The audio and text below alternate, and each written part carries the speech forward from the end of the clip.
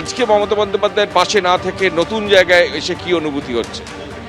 শ্রদ্ধা জ্ঞাপন অনুষ্ঠান, এতে কোনো নতুনত্বর ব্যাপার নয়। আমরা শ্রদ্ধা জ্ঞাপন করছি ১৩ জন শহীদ যারা প্রাণ দিয়েছিলেন ৯৩ সালে, এবং আমরা সর্বভারতীয় তৃণমূল কংগ্রেসের পক্ষ থেকে ৯৮ সালের পর থেকে যেরমভাবে শ্রদ্ধা জ্ঞাপন করা হয়, আমাদের সহকর্মীরা সেই শ্রদ্ধা জ্ঞাপন অনুষ্ঠানই করতে আসছেন এখানে।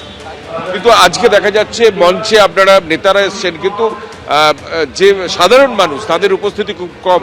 আকরুজ্জামান কিছুক্ষণ আগে বলেছিলেন ১১টার পর মানুষের ঢল নামবে। সাধারণ মানুষের উপস্থিতি এত কম কেন, বা কর্মীদের? আপনাকে একটু দেখতে হবে। এখন ১১টা বাজে, কটায় আমরা আছি? ১১টা ১০, ১২টায় আমাদের কর্মসূচি শুরু। আমাদের কর্মীরা যখন আসবেন তখন আপনারা দেখবেন।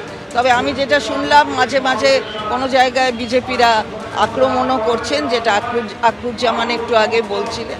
তো যাই হোক, আমাদের কর্মীরা সমস্ত প্রতিবন্ধকতাকে একদম তার বিরুদ্ধে দাঁড়িয়ে এইখানে সমবেত হবেন। আপনাকে একটু সময়ের জন্য অপেক্ষা করতে হবে।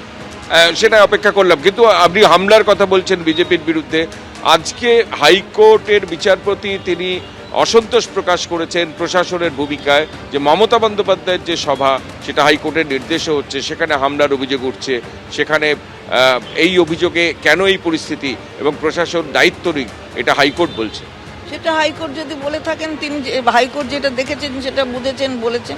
এ বিষয়ে বিচার ব্যবস্থা নিয়ে আমার কথা বলার কোনো অধিকারও নেই, এবং বিচারকের তিনি তার মন্তব্য কি তার আদেশ নিয়ে বলার অধিকার আমার আছে বলে আমি মনে করি।